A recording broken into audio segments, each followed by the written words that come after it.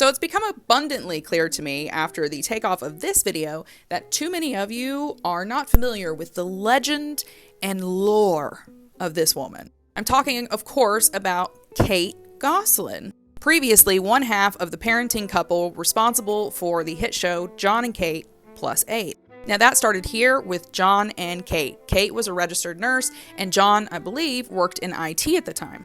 John and Kate met in the late 90s. They had this whirlwind romance, and by the early 2000s, they were married and trying to conceive children together. Now, unfortunately, because of Kate's condition PCOS, she was not able to conceive naturally, which meant that she had to go through multiple rounds of IVF, and that's how they ended up with a pair of twins, sextuplets, and a discovery special. Twins Maddie and Cara, who have briefly been introduced to, came first. And then here are the sextuplets: Alexis, Hannah, Aiden, Colin, Leah, and Joel. Now, after the Discovery specials came out, the Gosselin family took off. People were fascinated with this story. They were fascinated because, remember, this is the early 2000s, with someone being able to have 8 children in 2 pregnancies. And unless you experienced it, it is really kind of hard to describe. I lived through this. I was a fan of the show, and it felt like it was on for a decade. A decade, not just 4 years and a couple of spinoffs. As popular as the show was, you could tell that it put a lot of stress on the family, and throughout this, Kate's behaviors were getting increasingly controlling. Even back then, when toxic behavior was encouraged in reality television, people used to always stop and question Kate. For example, when she told John to stop breathing so loud once during an interview. They made it about 4 seasons, then the cracks began to show. John here was accused of having an affair with one of the school teachers at the school that the kids went to. And then their marriage kind of turned into this dumpster fire tabloid, with John having this midlife crisis and going around DJing and partying with young girls, while Kate got a spinoff and basically poised herself as Mom of the Year. All of that, however, came crashing down a few years ago when it was revealed that one of the sextuplets, Colin, had been abandoned in a mental health institution for multiple years, was not visited by Kate, was not allowed to see any of his siblings, and had been kept away from John.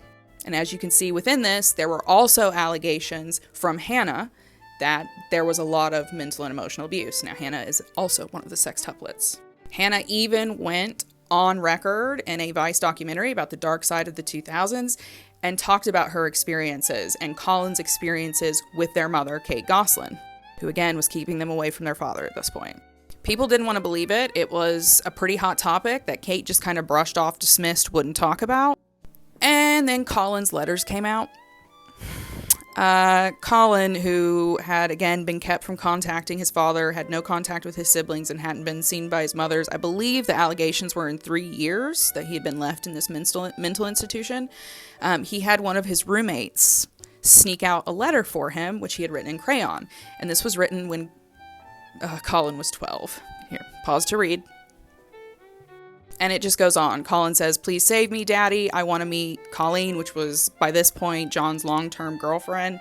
I want you, please come and get me. I'm not bad. I promise I'm not trying to trick you. It's really, really heartbreaking. And that's the last one.